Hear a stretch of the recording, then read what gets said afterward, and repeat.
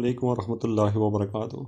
Student, हम लोग देख रहे हैं मेन जो टॉपिक हैं यानी ओवरऑल तमाम जो हमारी डिफरेंशियल इक्वेशन है उसके ऊपर। तो ऑब्जेक्टिव के पॉइंट ऑफ व्यू से मैं आपको ये पॉइंट्स बताऊंगा जिसमें आपने ये पॉइंट याद भी रखने हैं, और इसका आपको फ़ायदा ये है कि इक्वेशन को देख के आप पहचान भी सकते हैं कि कौन सी डिफरेंशियल इक्वेशन है। अगर डिफरेंशियल इक्वेशन स्टूडेंट अगर आप पहचान लेते हैं तो ये सबसे 50% वर्क जो होता है वो हो चुका होता है, बाकी 50% पेंडिंग होता है सॉल्व करना। लेकिन अब ये है कि हमें ऐसे कैसे पता चल जाता है ये कौन सी डिफरेंशियल इक्वेशन है और फर्स्ट ऑर्डर डिफरेंशियल इक्वेशन किस किस फॉर्म में आ सकती है। तो याद रखिए स्टूडेंट, आपको पता है कि फर्स्ट ऑर्डर डिफरेंशियल इक्वेशन भी होती है, हायर ऑर्डर डिफरेंशियल इक्वेशन भी होती है। फर्स्ट ऑर्डर का मतलब होता है जिसमें डेरिवेटिव एक ही दफ़ा इन्वॉल्व होता है यानी dy/dx, और जब हायर ऑर्डर होता है उसमें सेकंड डेरिवेटिव हो सकता है, थर्ड हो सकता है, फोर्थ टाइम हो सकता है। तो इसलिए वो हायर ऑर्डर में तमाम टर्म्स आ जाती हैं। याद रखें कि जब आप हायर ऑर्डर को स्टडी करते हैं तो हायर ऑर्डर में एक दो स्टेप करने के बाद वो इक्वेशन भी फास्ट ऑर्डर बन जाती है और फिर फास्ट ऑर्डर को सॉल्व करना पड़ता है। तो इससे पता ही चला कि हायर ऑर्डर सीखने से भी ज़्यादा इंपॉर्टेंट होता है फास्ट ऑर्डर डिफरेंशियल इक्वेशन को सीखना।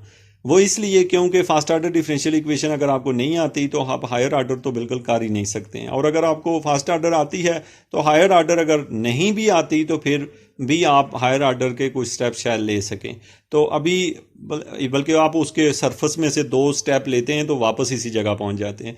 ओप्सो में यहाँ पे इस लेक्चर के अंदर तमाम फास्ट ऑर्डर डिफरेंशियल इक्वेशन उनकी टाइप्स को डिस्कस करने वाला हूँ। आप अगर बिल्कुल सिरे से जानते ही नहीं है कि डिफरेंशियल इक्वेशन थोड़ा सा आपने पढ़ा हुआ है लेकिन ये नहीं पता कितनी इसकी टाइप्स हैं, कैसे इसको पहचाना जाता है, तो उसको हम डिस्कस करते हैं। देखें, हमेशा जब भी कोई डिफरेंशियल इक्वेशन दी होगी आपके जहन में हमेशा फर्स्ट क्वेश्चन आना चाहिए क्या ये सेपरेबल इक्वेशन है कि नहीं है।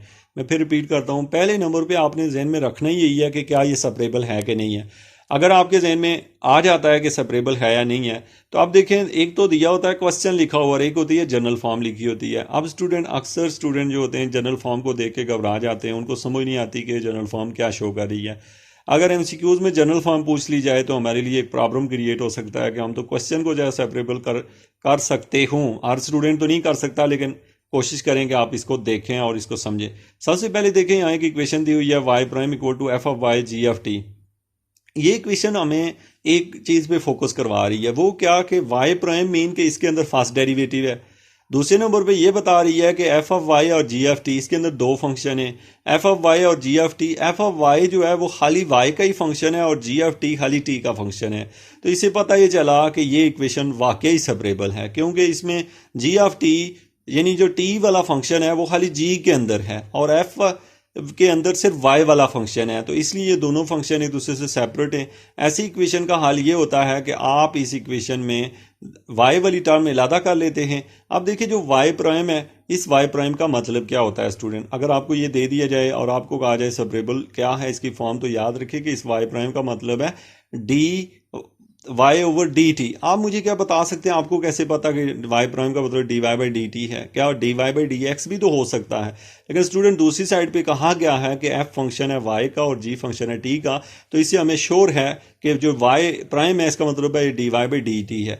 हमने y प्राइम को dy/dt की फॉर्म में लिख के y वाले और g और t वाले फंक्शन सेपरेट कर लिए, इसको कहते हैं सेपरेबल। और इसका नेक्स्ट स्टेप होता है आप इसके बाद इसको इंटीग्रेट कर लेते हैं। तो मैं आपको पहला चीज़ बता चुका हूं कि आपने जब भी कोई इक्वेशन देखो और वो फास्ट ऑर्डर अगर डिफरेंशियल इक्वेशन है तो फिर सबसे पहले सोचो क्या वो सेपरेबल है कि नहीं है।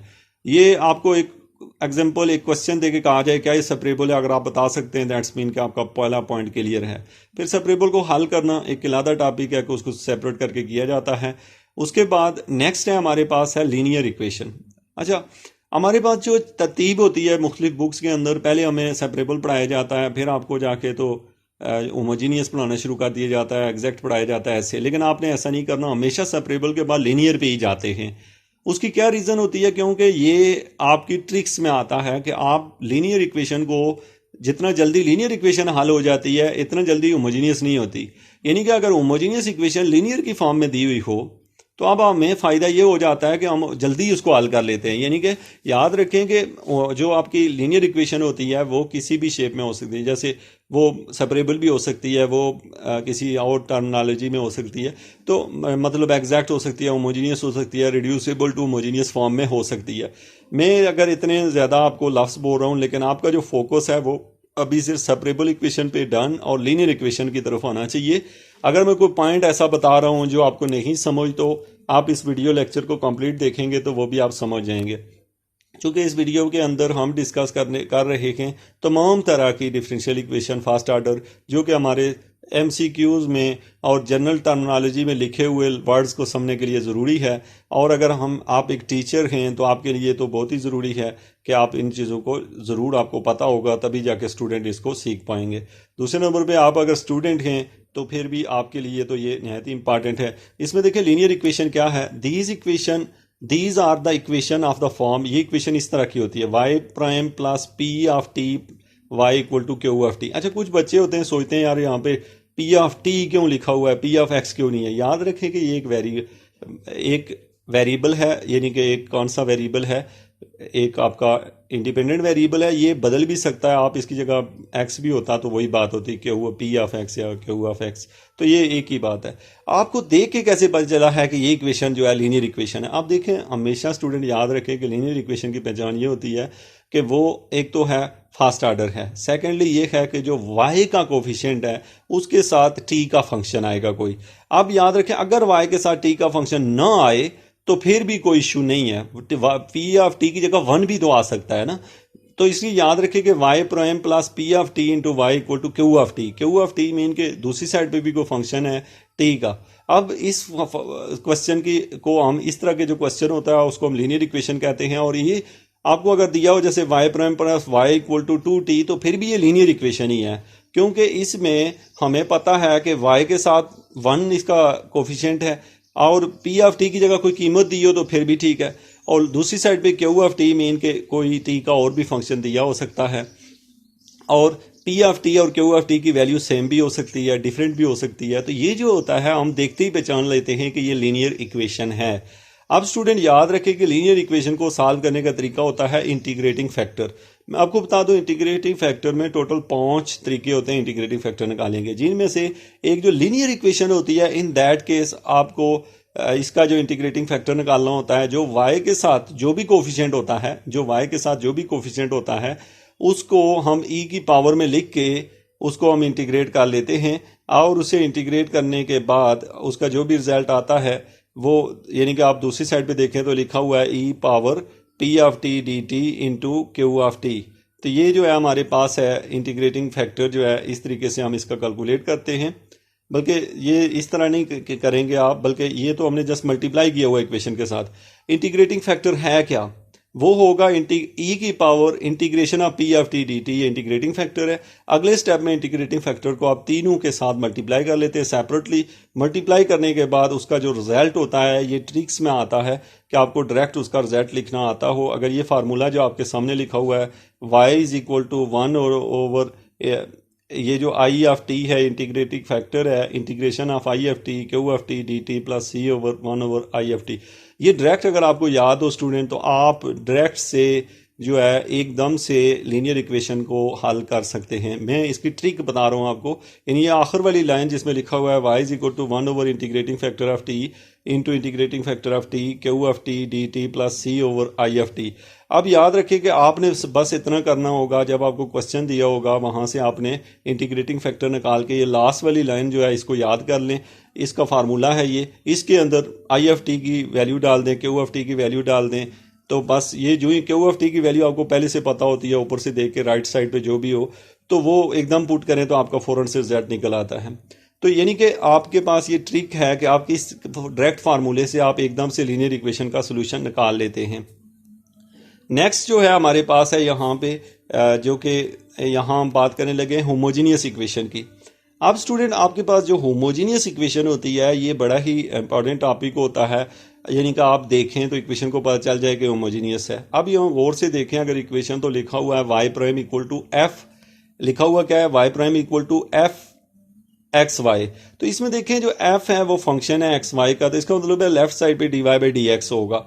वजह आप समझ गए होंगे क्यों होगा dy बाई डी एक्स, क्योंकि y प्राइम का मतलब यहाँ dy बाई डी एक्स इसलिए है कि जो फंक्शन है वो एक्स वाई का है। अब आप क्या करते हैं, जब भी कोई होमोजेनियस क्वेश्चन दिया होता है तो सबसे पहला स्टेप ये होता है कि आप अपने y को x से डिवाइड कर लेते हैं। एक बड़ी खास बात होती है स्टूडेंट, जब भी आप कोई फंक्शन लिखते हैं तो ये पॉइंट जो होता है अक्सर एमसीक्यूज में जब पूछा जाता है तो स्टूडेंट के लिए डिफ़िकल्ट होता है। वो ये समझते हैं कि ये तो हमने क्लास में पढ़ा ही नहीं था। तो इसलिए मैं आपको ये बता दूं कि यहाँ पे लिखा हुआ है dy/dx। आपको कैसे पता है dy/dx है?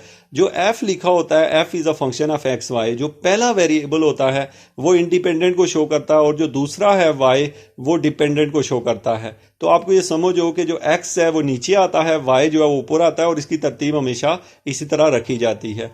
फिर हम क्या करते हैं कि पूरे क्वेश्चन को x से डिवाइड कर लेते हैं, मतलब जो डिवीजन में x लिख देते हैं। जो ही डिवीजन में हम x लिखेंगे तो जो नया क्वेश्चन होगा वह y/x की फॉर्म में आ जाएगा और उसको हम कैपिटल F से आर्जी तौर पे अभी रिप्रेजेंट कर रहे हैं, मतलब एक नया फंक्शन बन जाएगा। हम चूंकि जनरल डिस्कशन कर रहे हैं। उसके बाद आप पुट कर देते हैं y=vx। जब आप y=vx पुट करते हैं क्वेश्चन सिंप्लीफाई हो जाता है। सिंप्लीफाई होने के बाद वो सेपरेबल बन जाता है और फिर उसको आप सिंप्लीफाई कर सकते हैं। मैं फिर रिपीट कर दूं कि आपको, लेकिन यहाँ पे कंडीशन क्या होती है, यहाँ पे एक वर्ड है जैसे where the function f of xy depend only on the ratio of this, से f of xy equal to y/x का square plus 3 sin y/x। In the other word is the equation of the form. अगर इक्वेशन इस shape में आ जाती है y/x, यानी कि ऊपर जो y है और नीचे जो x है, दोनों की पावर्स अगर आती हैं, दोनों की सेम हो, तो वो होमोजीनियस होता है। अगर आपके पास ऊपर आ रहा हो y², नीचे आ रहा हो x, तो फिर इसका मतलब होमोजीनियस नहीं है। या फिर y/x की होल पावर 2 हो तो फिर भी होमोजीनियस है। तो अब हमने बात की होमोजीनियस की। तो स्टूडेंट मेरा आपसे क्वेश्चन ये है कि आपको जो ही फर्स्ट ऑर्डर डिफरेंशियल इक्वेशन मिलेगी, आप सबसे पहले क्या सोचेंगे? आप सोचेंगे क्या सेपरेबल है। सेकंड वन आप सोचेंगे क्या लीनियर है। लीनियर के लिए आपने ऊपर एक फार्मूला जो है वो ज़बानी लिखा हुआ है, इसको एकदम से आप नोट करेंगे और फ़ौरन से इसको डाल के वहाँ से वैल्यू निकाल लेंगे और फिर इसमें आप आएंगे नेक्स्ट में होमोजीनियस देखेंगे और इसी तरतीब से आप चलेंगे। उसके बाद है नेक्स्ट क्वेश्चन है, आप लोग देखेंगे Bernoulli equation. Okay, Bernoulli equation में आपके पास जो है y' = p(t) × y। इसका मतलब है यहाँ तक तो ये बिल्कुल to the point Bernoulli equation left side से जो है वो हमें लीनियर इक्वेशन दिखाई देती है। लेकिन इसमें बीमारी ये होती है कि राइट साइड पे इसमें जो दूसरी टर्म है Q(t) के साथ y की पावर n है। ये अक्सर एग्जाम में पूछा जाता है, यहाँ n की पावर क्या हो सकती है। स्टूडेंट याद रखें कि n की पावर 0 नहीं हो सकती और 1 भी नहीं हो सकती, ये बात याद रखिएगा। अगर ये 0 और 1 आ जाए तो ये इक्वेशन लीनियर बन जाती है। ये एग्जाम में बार बार आपसे पूछा जाएगा, यानी डिफरेंट वे से पूछा जाएगा बर्नौली इक्वेशन के बारे में। तो आपको ये पता हो कि अगर y की पावर 0 या 1 आ गई तो वो लीनियर बन जाती है, तो वो बर्नौली नहीं रहती। अगर यहाँ y की पावर 1 या 2 से 0 या 1 से ज़्यादा होगी तो फिर आप ये समझ लें कि ये जो है ये क्या बन जाती है, नॉन लीनियर होती है। और इस नॉन लीनियर को हम लोग लीनियर बना लेते हैं। और यहाँ पे नीचे रीज़न बताई हुई है उसने, लेकिन आपको बस इक्वेशन पे फोकस करना है। मैं तमाम पॉइंट्स आपको क्लियर करवा रहा हूँ।